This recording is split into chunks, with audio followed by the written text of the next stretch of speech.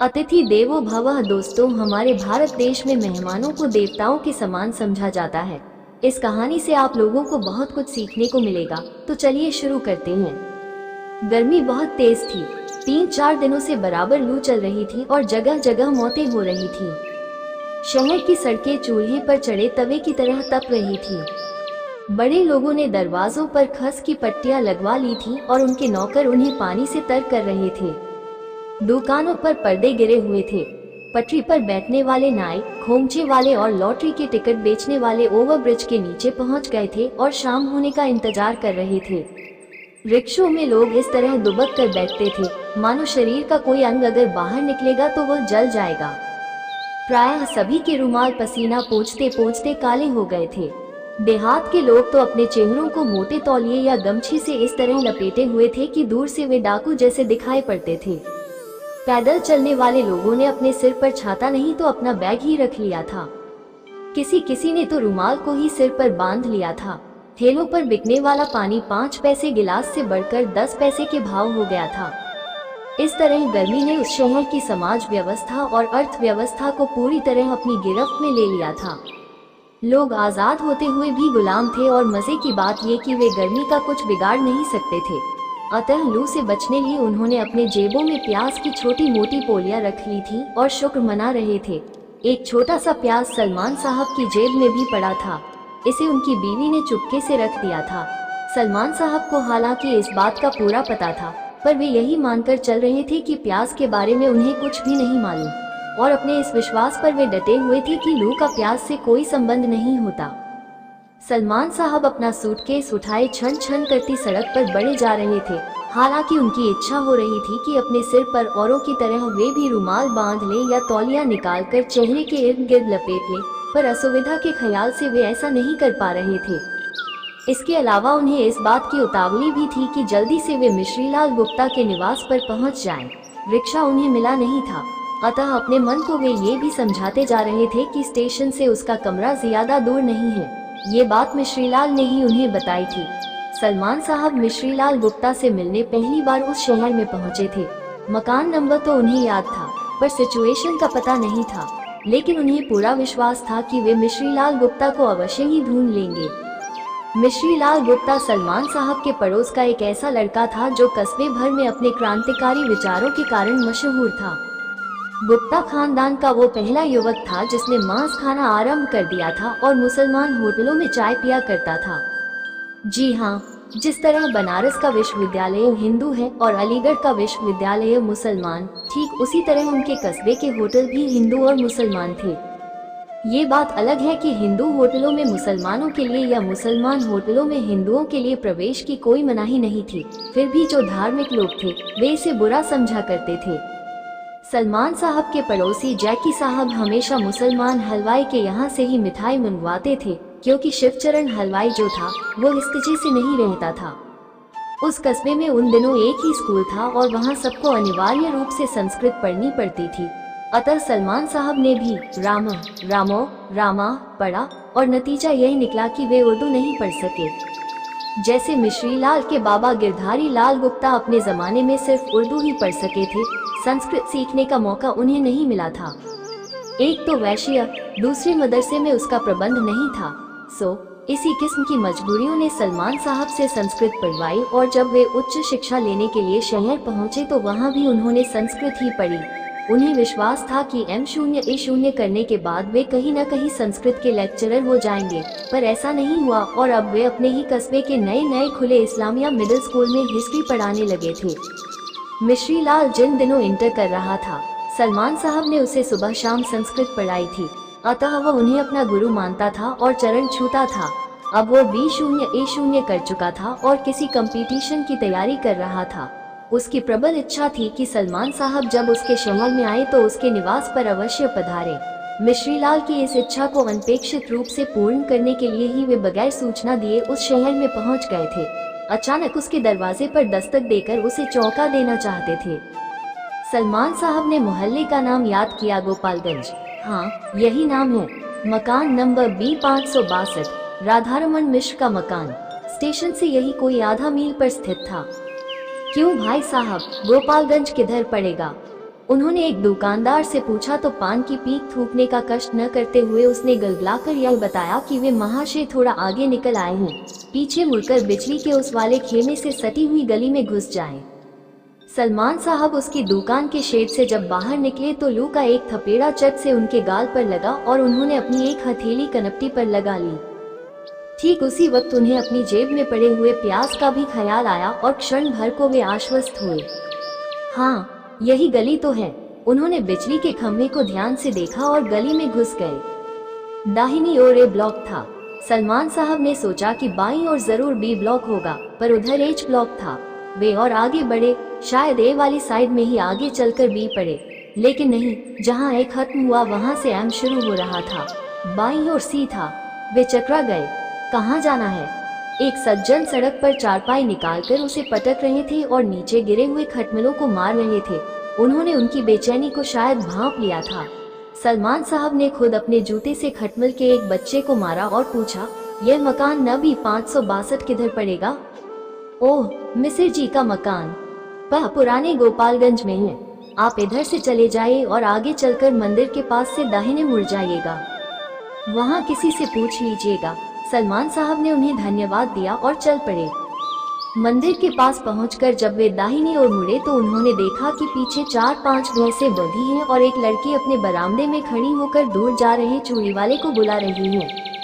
पुराना गोपालगंज क्या यही है? उन्होंने उस लड़की से ही जानकारी लेनी चाहिए, पर उसने उनकी ओर कोई ध्यान नहीं दिया।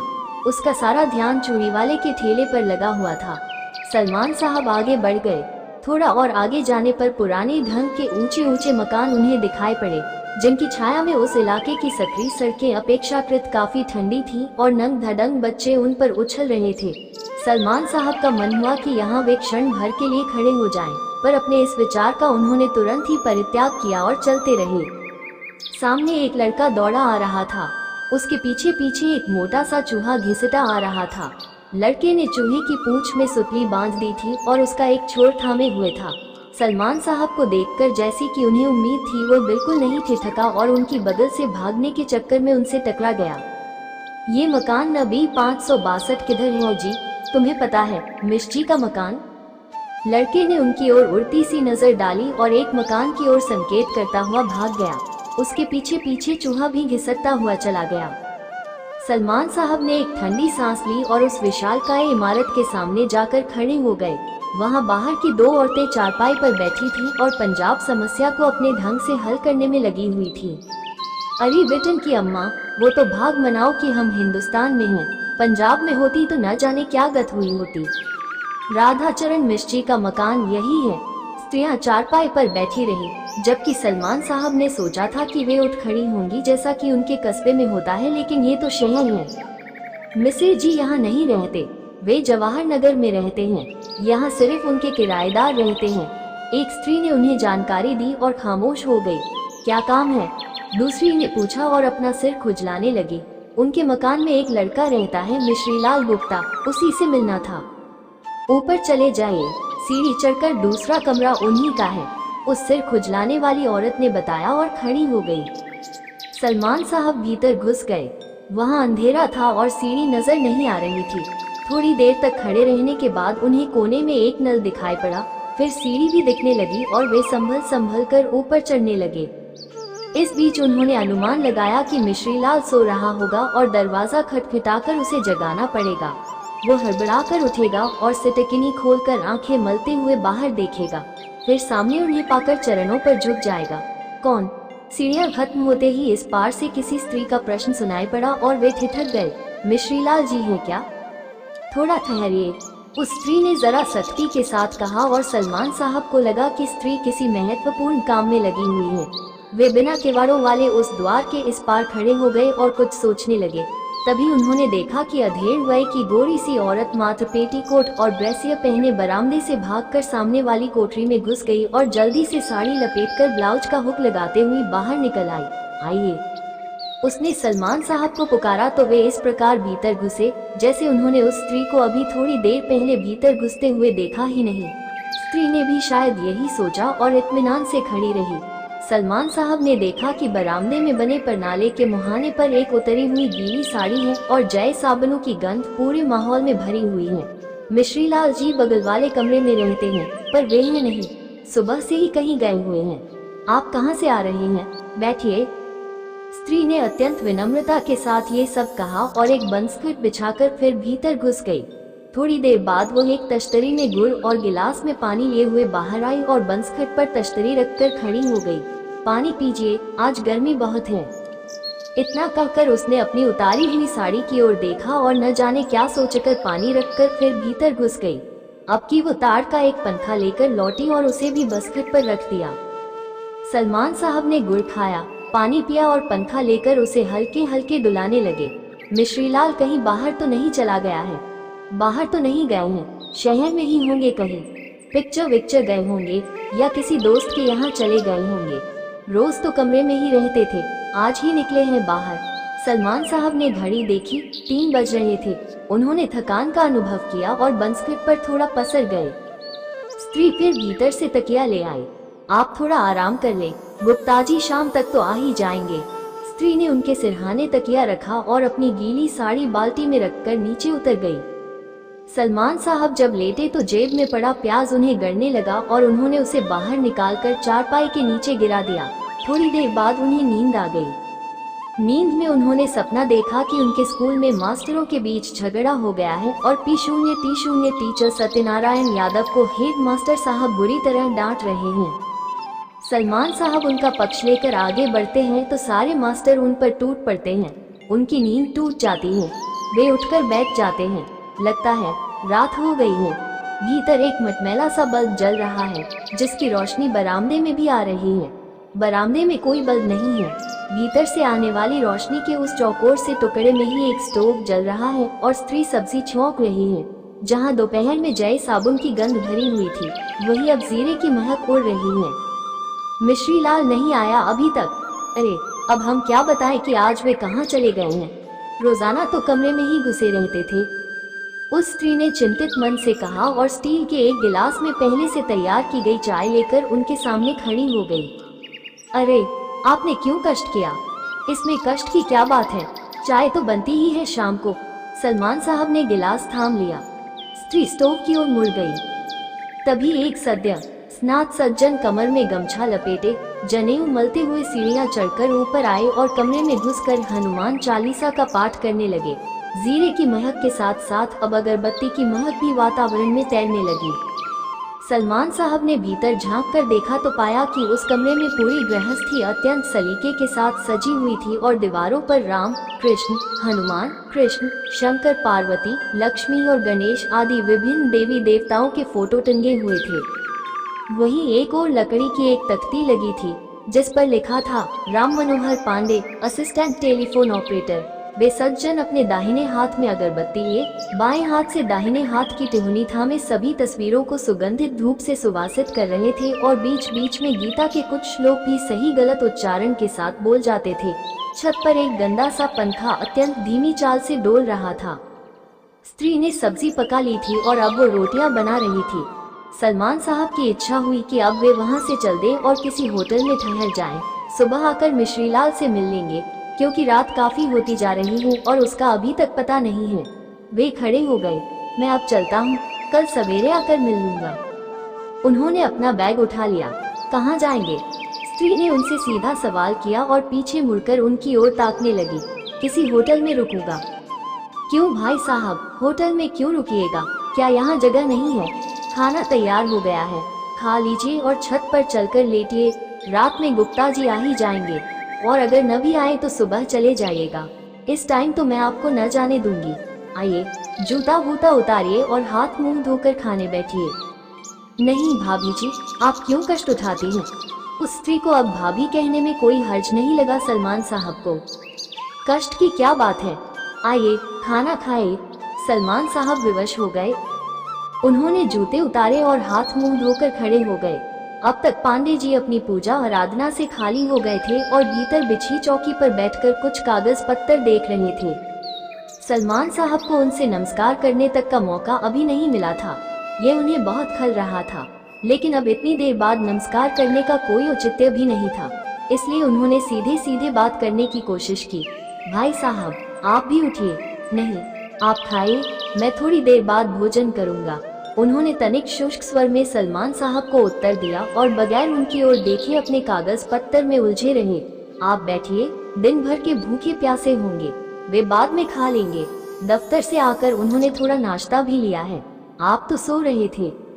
स्त्री ने एक बार फिर आग्रह किया और पीड़ा रखकर थाली लगा दी। लोटे में पानी और गिलास रख दिया। सलमान साहब बैठ गए। वे भीतर से बहुत आह्लादित थे।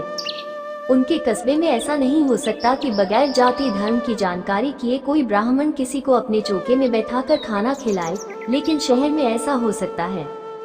यद्यपि यह कोई बड़ा शहर नहीं है और यहाँ के लोग भी बहुत कुछ ग्रामीण संस्कारों वाले हैं, पर है तो आखिर शहर।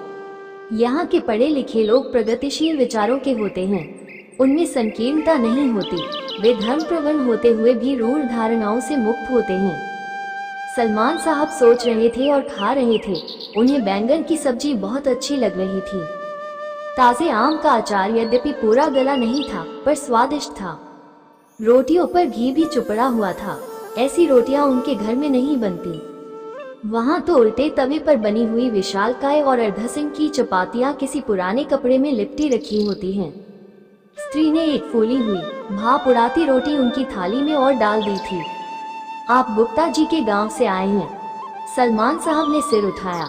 पांडे जी अब कागज पत्तरों से खाली हो गए थे और आम काट रहे थे।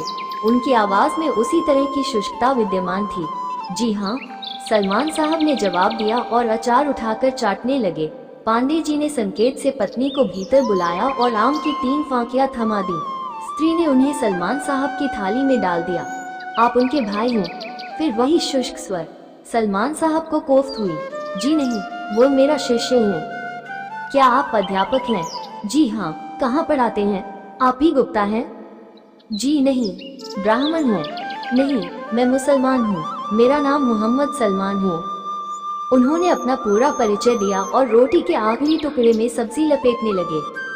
पांडे जी ने अपनी स्त्री की ओर आंखें उठाई तो पाया कि वह खुद उनकी ओर देख रही थी। ऐसा लगा कि दोनों ही एक दूसरे से कुछ कह रहे हैं, पर ठीक ठीक कह नहीं पा रहे हैं। सलमान साहब अगली रोटी का इंतजार कर रहे थे, लेकिन स्त्री स्टोव के पास से उठकर भीतर चली गई थी और कुछ ढूंढने लगी थी। सलमान साहब आम खाने लगे थे। स्त्री जब बाहर निकली तो उसके हाथ में कांच का एक गिलास था और आंखों में भय। उसने सलमान साहब की थाली के पास रखा स्टील का गिलास उठा लिया था और उसकी जगह कांच का गिलास रख दिया था। सलमान को याद आया कि अभी शाम को जिस गिलास में उन्होंने चाय पी थी, जिस थाली में वे खाना खा रहे थे, वो स्टील की ही थी। पल भर के लिए वे चिंतित हुए। फिर उन्होंने अपनी थाली उठाई और परनाले के पास जाकर बैठ गए। गुच्छना उठाया और अपनी थाली मांजने लगे। स्त्री ने थोड़ा सा पीछे मुड़कर उनकी ओर देखा, लेकिन फिर तुरंत बाद ही वो अपने काम में व्यस्त हो गई। मिश्री लाल अभी तक नहीं आया था। दोस्तों, आशा करते हैं कि हमारी ये कहानी आप लोगों को अत्यंत पसंद आई होगी तथा आप लोगों को इस कहानी से प्रेरणा मिली हमें कमेंट बॉक्स में जरूर बताइएगा।